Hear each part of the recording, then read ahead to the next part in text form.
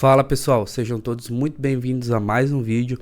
No vídeo de hoje vamos falar um pouquinho mais sobre integração de dados utilizando Kafka, Kafka Connect e Debizium. Há algum tempo eu já venho escrevendo no meu LinkedIn posts sobre como fazer a integração de dados e como modernizar sistemas legados através da integração de dados. Hoje eu quis trazer um pouquinho isso mais na prática para a gente ver como a gente pode realizar essa integração de dados. E minha ideia para esse vídeo, pessoal, é separar todo o conteúdo em dois vídeos para a gente não ter um vídeo só muito longo, tá, pessoal? Então, nesse primeiro vídeo a gente vai falar um pouquinho sobre a integração, porque ela é importante, quais cenários ela abrange. E também a gente vai ver nesse primeiro vídeo como a gente cria os conectores para fazer a extração e toda a identificação de registros inseridos e atualizados no nosso banco. E uma vez isso detectado, exportar isso como eventos para dentro do Kafka através tanto do Kafka Connect quanto do Debizium. E numa segunda parte, no segundo vídeo, a gente vai ver como criar o conector Sync para fazer a extração dos dados do Kafka para o Elasticsearch.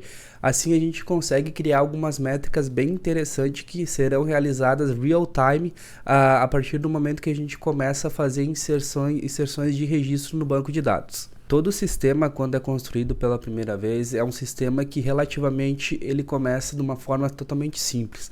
A gente tem alguns módulos no sistema, esses módulos fazem a comunicação com o banco de dados, inserindo, recuperando e removendo registros. A partir do momento que a nossa aplicação vai evoluindo, a gente vai obtendo mais conhecimento das regras de negócio e adicionando novas features, a gente precisa começar a integrar com outros sistemas. Por exemplo, nesse meu diagrama, a gente começou com um sistema bem simples que tinha dois módulos e fazia inserção das informações no banco de dados, e conforme a regra de negócio foi evoluindo, a gente precisou começar a fazer integrações, por exemplo, com o Salesforce, começou a exportar alguns dados para um data warehouse para fazer algumas análises, e conforme a regra de negócio vai evoluindo, cada vez mais se faz necessário a gente fazer esse tipo de integração. Só que dessa forma a gente começa a trazer muita complexidade para dentro da nossa aplicação. Então a nossa aplicação, além de ter toda a nossa regra de negócio, ela começa a ter muito detalhamento de como é feito essas integrações. Quando a gente chega num patamar onde a gente tem muita integração e todas essas integrações elas partem de uma alteração de registro, algum evento de domínio que a nossa aplicação gera, faz sentido a gente começar a pensar na utilização de um broker de mensageria para que a gente consiga desacoplar nossa aplicação desses outros serviços externos que a gente precisa fazer a integração. Dessa forma, a gente tem duas formas de fazer a integração dos dados, né? A primeira delas é via aplicação. Dessa forma, a gente precisa realizar uma codificação na nossa aplicação, ou seja, lá no meio da minha regra de negócio, quando eu salvar uma entidade, realizar uma atualização, fazer alguma alteração de domínio, eu preciso emitir um evento, logo esse evento vai ser capturado e enviado para um broker de mensageria, ou no caso, se a gente não usar um broker de mensageria, a gente vai fazer a integração diretamente com o sistema externo, tá? Via aplicação a gente consegue delimitar melhor qual que é o evento que eu vou mandar para o outro sistema, ou seja, eu consigo ter um evento mais significativo e mais delimitado para aquela ocasião específica. Em alguns contextos a gente não consegue fazer esse tipo de integração de dados via aplicação, quando a gente tem um sistema legado onde é muito difícil a gente dar manutenção nesse sistema, então se torna totalmente inviável a gente ir lá na aplicação e fazer essa alteração para produzir esse tipo de informação, né? Esse tipo de informação que a gente vai integrar em outro sistema, e alguns padrões a gente vai ter que implementar para garantir entrega de eventos, uma vez que a gente optar por utilizar um broker de mensageria. Outra forma de realizar a integração de dados é via CDC, ou seja, via Change Data Capture. Dessa forma, a gente automaticamente identifica todos os registros de algumas tabelas que foram alterados e a gente publica essas alterações como eventos para dentro do broker de mensageria. Dessa forma, a gente realiza a integração de dados de forma totalmente automatizada, ou seja, a gente não precisa alterar a aplicação. Então, para contextos onde a gente tem uma aplicação muito hostil, ou seja, uma aplicação que a gente tem muita dificuldade de entender o código e realizar alterações, a integração de dados via CDC é uma ótima opção. E outro ponto muito positivo da integração de dados via CDC é que uma vez que eu habilito isso, todos os registros que já existem em uma determinada tabela, elas vão ser publicadas, os registros vão ser publicados para o broker de mensageria. Ou seja, a partir do momento que eu ligo, digamos assim, a minha integração de dados via CDC, todos os registros já inseridos na tabela, eles vão ser publicados como eventos para o meu broker de mensageria. E na integração de dados via CDC, a gente tem duas formas, as mais conhecidas, digamos assim, de realizar o CDC. Uma é através da execução de queries, query-based, e a outra é através do arquivo de logs que o banco de dados gera, que seria logged-based. O query-based, ele é bem simples de entender, tá? A gente tem ali algumas colunas que a gente utiliza da tabela para identificar quando novos registros são inseridos e quando registros existentes são atualizados.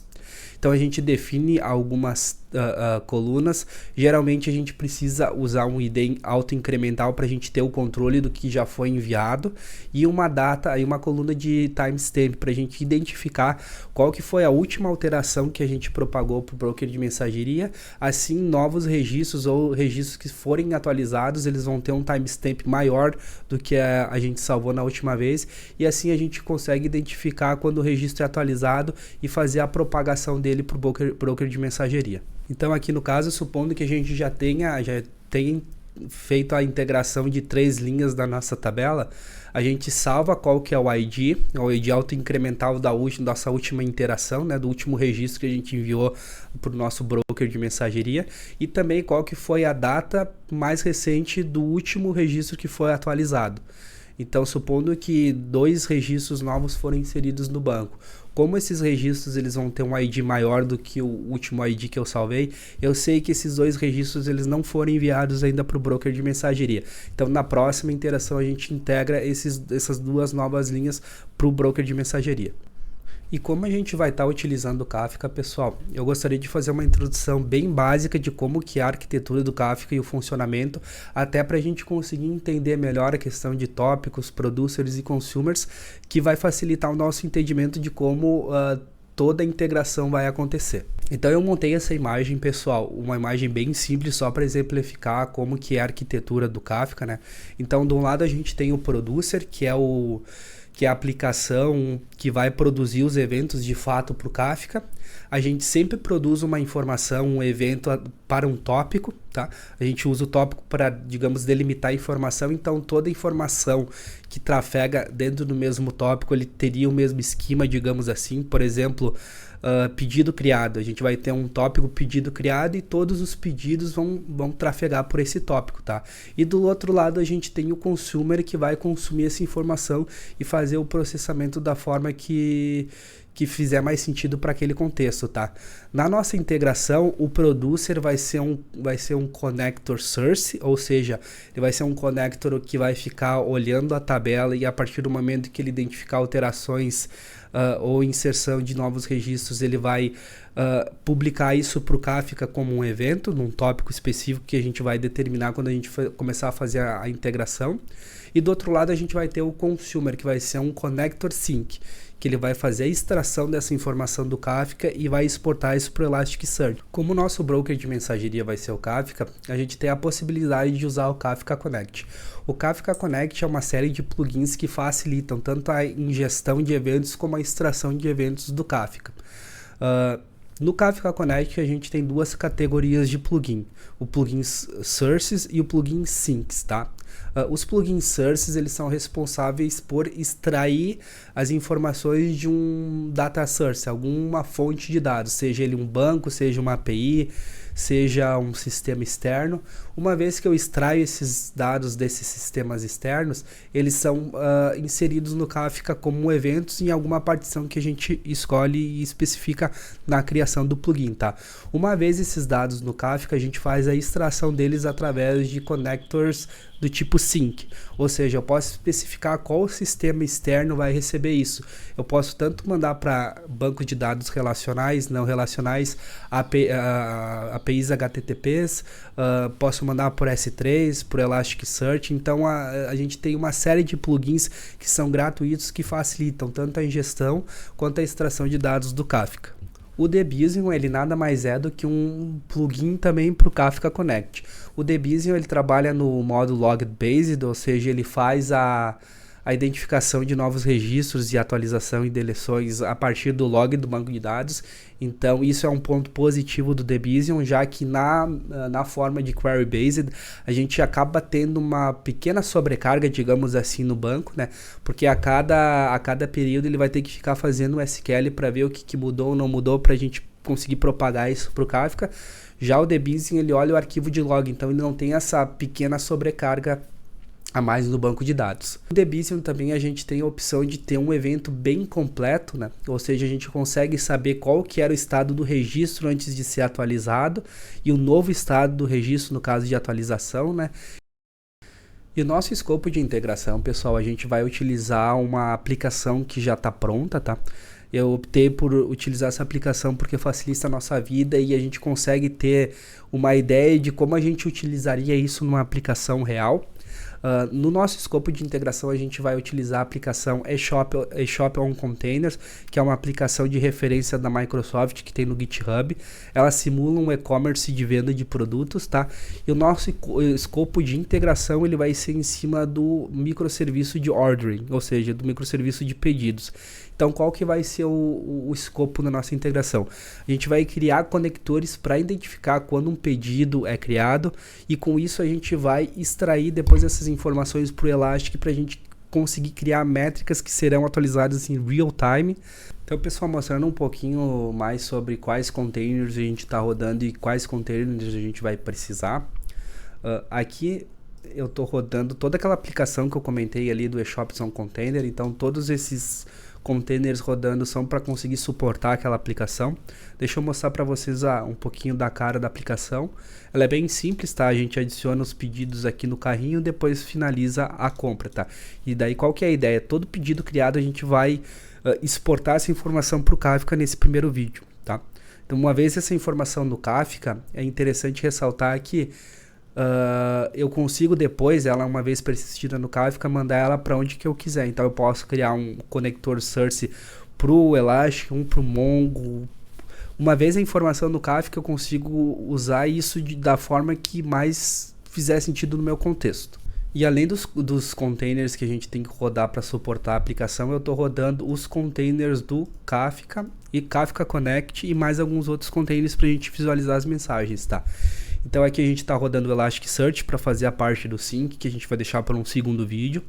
A gente tem aqui o Kibana, que também a gente é um front-end para o Elastic para a gente conseguir visualizar logs e criar as métricas depois.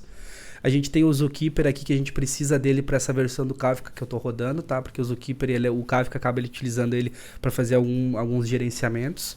O Kafka por si só, né? Kafka Connect, que é a nossa API hash, que a gente vai fazer a criação dos plugins. E por último, Kafka Drop, para a gente visualizar depois os eventos que vão ser gerados para o tópico que a gente especificar na hora da criação do connector. Então, uma vez todos os meus containers rodando, eu já consigo interagir com a API do Kafka Connect. A primeira requisição que eu vou fazer para o Kafka Connect é ver quais plugins que eu tenho disponível para fazer a utilização e posteriormente fazer a criação dos conectores. Quando a gente sobe o Kafka Connect, ele disponibiliza toda a API através da porta 8083. Então aqui a gente tem algumas requisições que a gente já pode começar a fazer. A primeira delas eu vou fazer a requisição por connectors plugins, para a gente ver quais plugins que a gente tem disponível, tá? Então aqui ele diz qual que é o tipo, né? Aqui no caso tipo sync source. Tá? Relembrando que o source ele faz a extração de uma fonte de dados para o Kafka e o sync extrai do Kafka para qualquer outro sistema que o plugin suportar. Tá? Então, nesse primeiro momento, a gente vai fazer um teste, né? Vamos fazer a criação utilizando o conector JDBC, que é um conector que que a gente utiliza para fazer a extração de dados de um banco relacional. E a gente vai fazer a criação através do Endpoint Connectors, tá?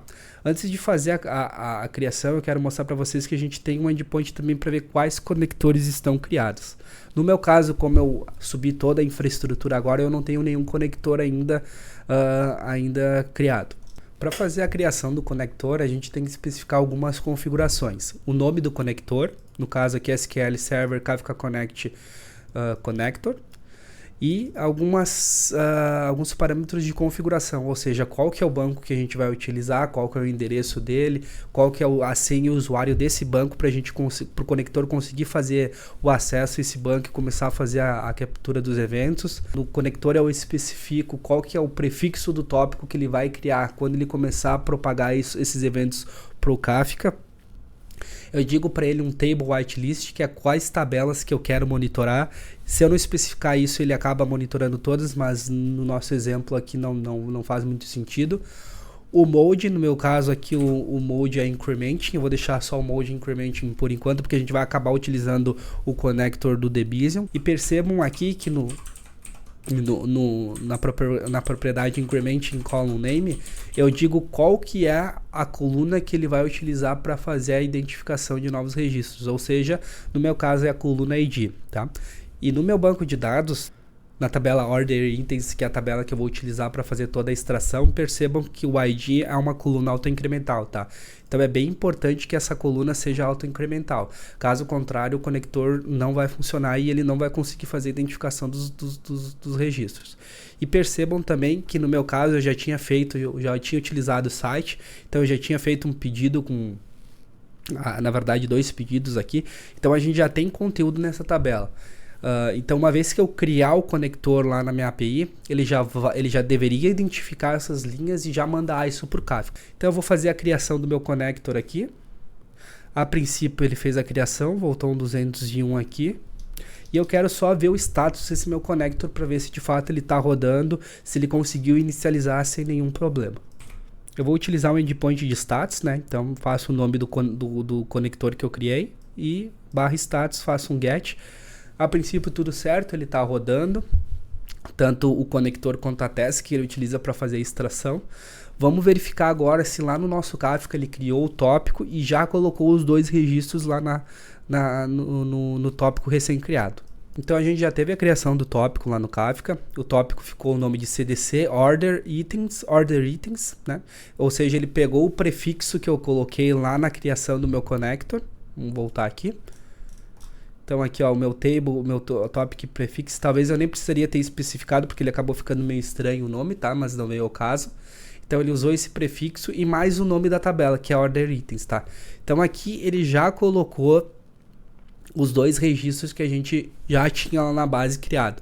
Ou seja, o nosso conector já está funcionando 100%, ele já capturou o que estava lá e agora a partir do momento que eu começar a fazer novos pedidos, ele já vai começar a trazer esses pedidos para dentro do meu tópico. E como vocês podem perceber aqui no evento, a gente não tem muita informação relevante além dos dados da tabela. Ou seja, aqui eu não consigo saber se foi um insert, se foi um update, como era o meu registro antes da atualização. Então aqui, dependendo do contexto, tá? Essa forma de extração ela não traz tanto valor. Por isso que a gente vai acabar utilizando o connector do Debizium. O connector do Debizium ele traz muito mais informações, então dependendo do contexto isso se torna bem relevante e traz mais valor ao evento gerado. Então dando uma olhada em quais plugins a gente tem disponível, a gente tem a opção de utilizar aqui o conector do Debizium, tá? E como o conector do Debizium ele acaba fazendo a extração dos eventos e toda a identificação de atualização e inserção de registros através do log do banco de dados, a gente precisa ativar essa funcionalidade no SQL Server, que é o banco que a gente está utilizando no nosso exemplo. Então, para fazer a ativação do CDC no SQL Server é muito simples, a gente precisa apenas executar 2 comandos. O primeiro deles é habilitar o CDC para o banco de dados, né? Então, primeiramente eu vou executar esse comando aqui, tá? Vou ver se de fato ele habilitou sem nenhum problema. Aqui ele conseguiu executar o SQL, mas não me trouxe nenhum registro porque eu só habilitei, né? Eu habilitei o CDC. E agora eu vou habilitar o CDC para minha tabela em específico que eu quero fazer a identificação dos registros, tá? Então, vou executar esse comando aqui. Ele fez a execução e aqui eu já consigo ver que a gente já tem um registro de CDC habilitado para aquela tabela em específico.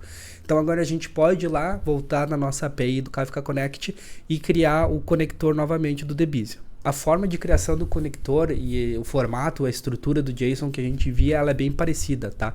A gente especifica um nome e mais algumas configurações. Percebam que aqui no connector.class eu sempre tenho que especificar o nome do connector que está especificado lá naquele endpoint que a gente utilizou para visualizar todos os conectores disponíveis, tá?